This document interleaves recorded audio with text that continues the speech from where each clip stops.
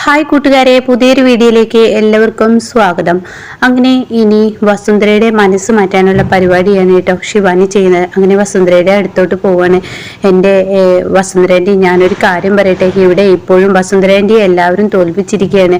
ഇവിടെ ഭൂമി പൂജയ്ക്ക് മാത്രം വസുന്ധരേൻ്റെ ആരും വിളിച്ചില്ല എന്ന് പറയുന്നു കേട്ടോ. ഇത് കേൾക്കുന്നതിനോട് കൂടി വസുന്ധരയുടെ മനസ്സിൽ പക തോന്നാണ്.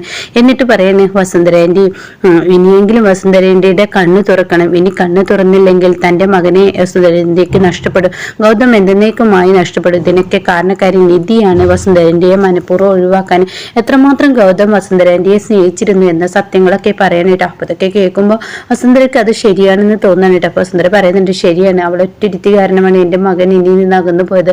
അല്ലായിരുന്നെങ്കിൽ എന്റെ മകൻ എന്നെ നന്നായി സ്നേഹിച്ചിരുന്നു എന്ന് പറഞ്ഞ് വസുന്ധര അങ്ങ് പോകുന്നു കേട്ടോ. പിന്നീടാണെങ്കിലോ ശിവാനി ഇങ്ങനെ മനസ്സിൽ കുറിക്കുകയാണ്, എന്തായാലും ഇങ്ങനെ വിട്ടാൽ ശരിയാവില്ല, ഇവരുടെ മനസ്സിൽ വിഷം ചീറ്റുന്നത് തന്നെയാണ് പരിപാടി. കാരണം നിധിയെയും ഗൗതമിനെയും ഒരിക്കലും സ്നേഹിക്കാൻ പാടില്ല എന്ന നിലപാട് എടുക്കാൻ കേട്ടോ. പിന്നീട് കാണിക്കുന്നത് നിധിയാണ്. നിധി ഇങ്ങനെ ബെഡ്റൂമിൽ ഇങ്ങനെ മുല്ലപ്പൂവൊക്കെ ഇങ്ങനെ തലയിൽ ചൂടാണ്. ഇന്നത്തെ രാത്രി ഞങ്ങൾക്കിടയിൽ നല്ല പ്രണയമുള്ള രാത്രി തന്നെയാവണം.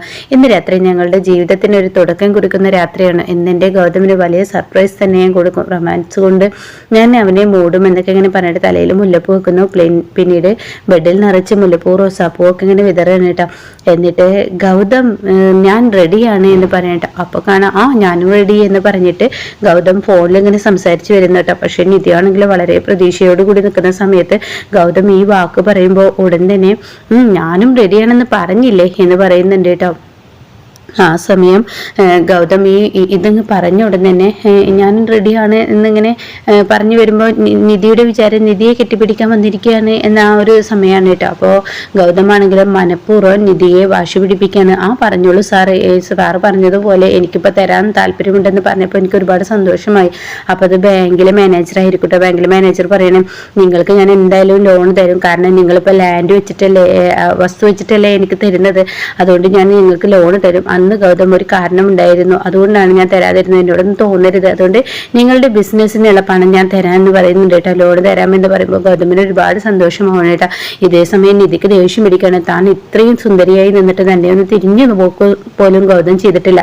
പിന്നീട് ഗൗതമിനോട് നിധി പറയണേ, ഗൗതം എന്താ എന്നോടൊന്നും മിണ്ടാത്തെന്ന് ചോദിക്കുന്നുണ്ട്. ആ സമയം എനിക്കിവിടെ തിരക്കിട്ട പണിയാണ്, ഞാൻ എൻ്റെ പണി ചെയ്യട്ടെ എന്ന് പറഞ്ഞ ലാപ്പിൽ വർക്ക് ചെയ്യാനിട്ടാ. അപ്പോൾ ഗൗതം പിന്നെ തിരിഞ്ഞു നോക്കാൻ വേണ്ടി നിധി ഇങ്ങനെ ഒരു ശബ്ദം ഉണ്ടാക്കും കേട്ടോ. സൗണ്ട് ഇങ്ങനെ ഓരോ സൗണ്ടുകൾ ഉണ്ടാക്കിക്കൊണ്ടിരിക്കും. പക്ഷെ അപ്പോഴും ഗൗതം തിരിഞ്ഞു നോക്കില്ല. അപ്പം നിധിക്ക് ഇങ്ങനെ തോന്നും, എന്നാൽ എൻ്റെ കയ്യിൽ കിടക്കുന്ന വള അങ്ങ് കിളിക്ക് നോക്കാം എന്ന് കരുതി കുപ്പിവള എടുത്ത് കിളിക്കുന്നുണ്ട് കേട്ടോ. അപ്പോഴും ഗൗതം തിരിഞ്ഞു നോക്കില്ല. പിന്നീട് നിധിക്ക് ദേഷ്യം പിടിച്ചിട്ട് തൻ്റെ തലയിലുള്ള മുല്ലപ്പൂ അഴിച്ചിട്ട്, ഗൗതം ഈ മുല്ലപ്പൂ ഒന്ന് കെട്ടിത്തരുമോ? അത് ചോദിച്ചിടം തന്നെ ഗൗതം പറയുന്നത്, നീ എന്താ ഞാൻ പണിയെടുക്കുന്നത് കണ്ടില്ല, ഞാൻ എത്രമാത്രം തിരക്കിട്ടിട്ടാണ് പണിയെടുക്കുന്നത് നിനക്കറിയില്ലേ, എന്നിട്ട് നീ എൻ്റെ പണിക്ക് യാതൊരു വിലയും നിലയും കൽപ്പിക്കാത്ത എന്താ എന്ന് പറഞ്ഞിട്ട് ദേഷ്യപ്പെടുന്നുണ്ട് കേട്ടോ. ആ സമയം നന്നായി തന്നെ ഇങ്ങനെ നിധിക്ക് ദേഷ്യം പിടിക്കാൻ, ഞാൻ ഇത്രയും സുന്ദരിയായി മുല്ലപ്പൂ കഴിഞ്ഞൊരുങ്ങി ഇന്നത്തെ രാത്രി നമുക്ക് പ്രണയ നിമിഷങ്ങളുടെ ആ രാത്രിയാക്കാൻ മനസ്സും ശരീരവും കൊണ്ട് ഒന്നിച്ചു ചേരാൻ താൻ ആഗ്രഹിക്കുമ്പോൾ തനിക്കത് തരാത്ത ആ ഒരു ദേഷ്യം ഉണ്ടല്ലോ, അത് സഹിക്കാനാവാതെ നിധിങ്ങനെ നിൽക്കാനിടാം. അപ്പോൾ ഗൗതമിനോട്, എന്താ ഗൗതം എനിക്ക് മുല്ലപ്പൂ വെച്ചതാ? അപ്പോഴേക്കും ഗൗതം വല്ലാത്തൊരു കഷ്ടമുണ്ട് എന്ന് പറഞ്ഞിട്ട് ഗൗതം ആ മുല്ലപ്പൂ വാങ്ങിയിട്ട് ദേഷ്യത്തോട് കൂടി തലയിൽ കുത്തി കൊടുക്കാനിട്ട്. അപ്പം നിധിക്ക് ദേഷ്യം പിടിക്കാണ്. പിന്നീട് നിധി പറയുന്നുണ്ട്, ഗൗതം എൻ്റെ ഈ ഡ്രസ്സ് എങ്ങനെയുണ്ടെന്ന് ചോദിക്കുന്നത്. നന്നായിട്ടുണ്ട്, നീ എന്താ നോക്കാതെ പറയുന്നത്, നോക്കിയിട്ട് പറ എന്ന് പറഞ്ഞ ഉടൻ തന്നെ നോക്കുന്നുണ്ട് കേട്ടോ ഗൗതം. കൊള്ളാം കൊള്ളാം കൊള്ളാം എന്നിങ്ങനെ പറയണ്ട. അപ്പോഴും നിധിക്ക് ദേഷ്യം പിടിക്കുന്നത്, എന്താ ഗൗതം നീ എന്നോട് കാണിക്കുന്നത്, എന്ത് സ്വഭാവമാണ്, ഞാൻ എത്ര നേരമായി നിന്റെ മുന്നിൽ ഇങ്ങനെ അണിഞ്ഞൊഴിഞ്ഞ് മുല്ലപ്പൊക്കെ ചൂടി ഇന്ന് നമുക്ക് മനസ്സും ശരീരവും ഒന്നാവാൻ ഞാൻ ആഗ്രഹിച്ചു നിൽക്കുമ്പോൾ നീ എന്നെ തിരിഞ്ഞു നോക്കാത്തെന്താ എന്നിങ്ങനെ പറഞ്ഞ ഉടനെ ഗൗതം പറയുന്നത്, ഞാൻ ഇത്രയും തിരക്കിട്ട വേലയല്ലേ, ഓഹോ ഞാൻ അടുക്കുമ്പോൾ നിങ്ങൾക്ക് എന്നെ വേണ്ടല്ലേ, എങ്കിൽ ശരി ആയിക്കോട്ടെ, ഇനി നിങ്ങൾ എൻ്റെ അടുത്തോട്ട് വരുമ്പോൾ ഞാൻ ഇതുപോലെയുള്ള പ്രവൃത്തികൾ ചെയ്യുമെന്ന് പറഞ്ഞിട്ട് നിധി എന്ത് ചെയ്യുന്നു, അവിടെ നിന്നങ്ങ് പോവാണ് കേട്ടോ. ആ സമയം നിധി പോകുമ്പോൾ നിധിയുടെ കയ്യിൽ കാണാൻ ഗൗതം കയറി പിടിക്കുന്നു കേട്ടോ. അത് കാണുന്ന നിധി അങ്ങ് ഞെട്ടിപ്പോകണം. തിരിഞ്ഞു നോക്കുമ്പോൾ ഗൗതം ഇങ്ങനെ വളരെ റൊമാൻസ് ആയി തന്നെ തൻ്റെ കണ്ണിലോട്ട് ഇങ്ങനെ നോക്കുന്നത് കാണുമ്പോൾ നിധിക്ക് മൊത്തത്തിൽ കുളിരി വരികയാണ് കേട്ടോ. അപ്പം നിധി ഇങ്ങനെ നാണം കൂടി തലതാഴ്ത്തി നിൽക്കുകയാണ്. ആ സമയം ഗൗതം എന്താ ആണുങ്ങൾക്കും ഇത് കഴിയുമെന്ന് എനിക്ക് മനസ്സിലായില്ലേ, പെണ്ണിനെ മാത്രമല്ല ആണിനെ അവഗണിക്കല് എനിക്കും അതിന് കഴിയും, എനിക്കും നിന്നെ മാറ്റി നിർത്താനൊക്കെ എനിക്കും കഴിയുമെന്നൊക്കെ പറഞ്ഞിട്ട് നിധിയെ കെട്ടിപ്പിടിച്ച് ബെഡിലോട്ട് അങ്ങ് ഇടുകയാണ് കേട്ടോ. പിന്നീട് അവർ തമ്മിലുള്ള ആ ഒരു നല്ല മുഹൂർത്തമാണ്. എന്നാൽ ഈ സമയം പ്രണവ് അമ്മേ അമ്മേ ആന്റി എന്തൊക്കെ പറഞ്ഞ് ഉറക്കെ വിളിച്ചു വരാൻ കേട്ടോ. ഇതേ സമയം പാറവും വസുന്ധരയും പുറത്തോട്ട് വരാണ്. അപ്പോഴേക്കും എന്താണ് ഇവന് പറ്റിയത്, ഇവന് വല്ല വട്ടുമായോ എന്നറിയാൻ വേണ്ടി ഓടിയും കൊണ്ട് താഴത്തോട്ട് ശിവാനി ഇറങ്ങി വരികയാണ് കേട്ടോ.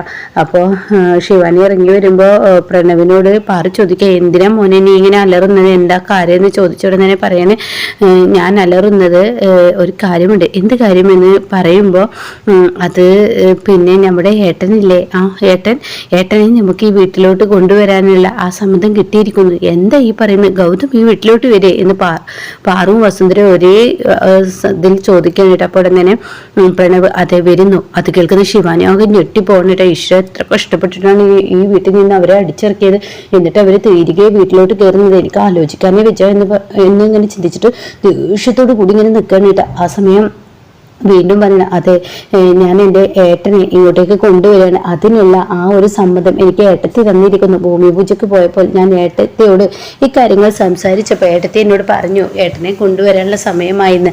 അപ്പോൾ അത് കേൾക്കുന്ന വസുന്ധര, തീർച്ചയായും സത്യമാണ് നീ പറയുന്നത്, നാളത്തെ രാത്രി എൻ്റെ മകൻ എൻ്റെ കൂടെ ഉണ്ടാവുമോ, ഊണോ ഉറക്കവും ഇല്ല, എൻ്റെ മകൻ എന്നെ വിട്ടു പോയിട്ട്, അതുകൊണ്ട് എൻ്റെ മകൻ തിരികെ വരുമെങ്കിൽ എൻ്റെ മകൻ വരട്ടെ എന്ന് പറയട്ടോ. അത് കേൾക്കുന്ന പാറു, ഏടാ നീ നുണയെന്നല്ലല്ലോ പറഞ്ഞത്. അല്ല അമ്മേ, ഞാനിപ്പോൾ അച്ഛനെ വിളിച്ചിരുന്നു, സിംഗപ്പൂരിൽ നിൽക്കുന്ന എൻ്റെ അച്ഛനോട് കാര്യങ്ങളൊക്കെ പറഞ്ഞു. അപ്പം അച്ഛൻ എന്നോട് പറഞ്ഞത് 3 എഗ്രിമെന്റ് തയ്യാറാക്കാൻ എനിക്കും യാമിനിക്കും അതുപോലെ എൻ്റെ ഏട്ടനും 3 ഇവിടുത്തെ സ്വത്തുക്കളെല്ലാം ഒരേപോലെ ഡിവൈഡ് ചെയ്യാനാണ് പറഞ്ഞത്. അത് കേൾക്കുന്നത് ശിവാനി ഞെട്ടിപ്പോകണേട്ടാ.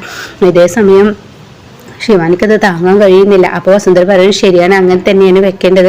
അപ്പോൾ ഉടൻ തന്നെ പ്രണവ് പറഞ്ഞ് എന്തായാലും എൻ്റെ ഏട്ടന് സ്വത്ത് കൊടുക്കണം, അപ്പോൾ നാളെ നമ്മളെ ഏട്ടൻ ഇങ്ങോട്ടേക്ക് തിരികെ എത്താൻ പോവാണ്, നാളത്തോടു കൂടി എല്ലാ പ്രശ്നത്തിനും പരിഹാരമാവും, ഈ സ്വത്തുക്കൾ ഞാൻ എൻ്റെ ഏട്ടൻ്റെ കൈകളിൽ ഏൽപ്പിക്കുമ്പോൾ ഏട്ടനെയും പിടിച്ചിട്ടേ ഞാൻ ഇങ്ങോട്ടേക്ക് വരുള്ളൂ എന്നൊക്കെ പറയുമ്പോൾ വസുന്ധര, മോനെ ഈ പറയുന്ന ഇത് സത്യമാവണോ, നിന്റെ വാക്കുകൾ സത്യമാവട്ടെ എന്നൊക്കെ പറയുമ്പോൾ തീർച്ചയായും ആൻറ്റി ഞാൻ പറഞ്ഞതുപോലെ തന്നെ ചെയ്യുമെന്ന് പറഞ്ഞിട്ട്. അപ്പോൾ വസുന്ധര പറയുന്നത് എനിക്ക് എൻ്റെ മകനെ വിട്ടുപോയതിനു ശേഷം എൻ്റെ ജീവൻ തന്നെ പോയി, അവനെ എനിക്ക് തിരികെ കിട്ടണമെന്ന് വസുന്ധര പറയുന്നുണ്ട് കേട്ടോ. പിന്നീടാണെങ്കിലോ ഇപ്പുറത്ത് ഇങ്ങനെ ശിവാനിയാണ് കാണിക്കുന്നത്. ശിവാനിക്ക് യാതൊരുവിധ മനസ്സമാധാനം കിട്ടുന്നില്ല. തൻ്റെ പ്രാണൻ കൈവിട്ടു പോകുന്ന ആ ഒരു സിറ്റുവേഷൻ ഉണ്ടല്ലോ, അതായത് പ്രാണൻ എന്ന് പറയുന്നത് തൻ്റെ സ്വത്തുക്കളാണ് കേട്ടോ. അത്രയും വലിയ സ്വത്തുക്കൾ അത് കൈവിട്ട് ഒരിക്കലും പോകാൻ പറ്റില്ല. തനിക്ക് പ്രാണനേക്കാൾ കൂടുതൽ വലുതാണ് ഈ കണ്ട സ്വത്തുക്കൾ. അത് ഈ പറയുന്ന ഗൗതമിന് വിട്ടുപോയാൽ അത് പ്രശ്നമാണ്. അപ്പോഴേക്ക് എന്തെങ്കിലും കുനിഷ്ഠബുദ്ധി എടുക്കണമെന്ന് തീരുമാനിച്ചും കൊണ്ട് തന്നെ നേരെ പോവാൻ കേട്ടോ. അതായത് വസുന്ധരയുടെ അടുത്ത് പോകുമ്പോൾ ഒരു പെട്ടിയൊക്കെ കയ്യിലുണ്ടാവും. അപ്പോൾ ആ പെട്ടി പിടിച്ചിട്ട് വസുന്ധരയുടെ മുന്നിലോട്ട് ചെല്ലണം. ഇതേ സമയം വസുന്ധര ചോദിക്കാൻ, എന്താണ് ഈ പെട്ടി? അത് ആന്റിക്ക് വീടിന്റെ പടിയിറങ്ങേണ്ട നേരമായിരിക്കുന്നു. എന്താണ് നീ പറഞ്ഞത്, എൻ്റെ വീടിന്റെ പടിയിറങ്ങാൻ നീ ആരടി എന്ന് ചോദിക്കുമ്പോൾ, അതെ ആന്റി, ഞാൻ എന്തെങ്കിലും പറയുമ്പോൾ ആന്റിക്ക് തെറ്റായിട്ടൊന്നും തോന്നണ്ട, ആന്റി ഈ വീടിന്റെ പടിയിറങ്ങേണ്ട സമയമായിരിക്കുന്നു, അതുകൊണ്ട് ആന്റി ഇപ്പോൾ തന്നെ ഇറങ്ങിക്കോളൂ എന്ന് പറയുന്നില്ല. നീ എന്നെ പഠിപ്പിക്കണ്ട, എൻ്റെ കയ്യിൻ്റെ ചൂടി നീ അറിയുമെന്ന് പറയുമ്പോൾ, എൻ്റെ ആൻറ്റി നിധി ഈ പ്രോപ്പർട്ടി അതായത് ഇവിടുത്തെ സ്വത്തുക്കൾ നിധിക്ക് വേണമെന്ന് നിധി പറഞ്ഞിട്ടുണ്ടെങ്കിൽ തീർച്ചയായും അവൾ ഇവിടെ വന്നു കഴിഞ്ഞാൽ ആൻറ്റിയോടാണ് ശത്രുത. ഇപ്പൊ ഭൂമി പൂജയ്ക്ക് കണ്ടില്ലേ, ആന്റിയെ മാത്രം വിളിച്ചില്ല, വേറെ എല്ലാവരെയും വിളിച്ചു. അപ്പൊ അതിനർത്ഥം എന്താണ്, ആന്റിയെ വീടിന്റെ പടി ഇറക്കും എന്നുള്ളതാണ് സത്യം. അവളിവിടെ കയറി വന്നാലും ഉണ്ടാവാൻ പോകുന്ന ഇത് തന്നെ. ഗൗതമിനാണെങ്കിൽ അവളില്ലാതെ ജീവിക്കാനും കഴിയില്ല. അതുകൊണ്ട് തന്നെ ഇനി എന്തായാലും ഗൗതമും അതിന് കൂട്ടു നിൽക്കുമെന്നൊക്കെ പറയുമ്പോൾ വസുന്ധരയുടെ ഉള്ളൊന്ന് പിടയാനിട്ടാ. സത്യമാണോ, നിധി കയറി വന്നാൽ തന്റെ ഈ വീടിന്റെ പടിയിറക്കം ഉണ്ടാവുമോ എന്നൊരു പേടി വസുന്ധരയുടെ ഉള്ളിലും വരാനിട്ടാ.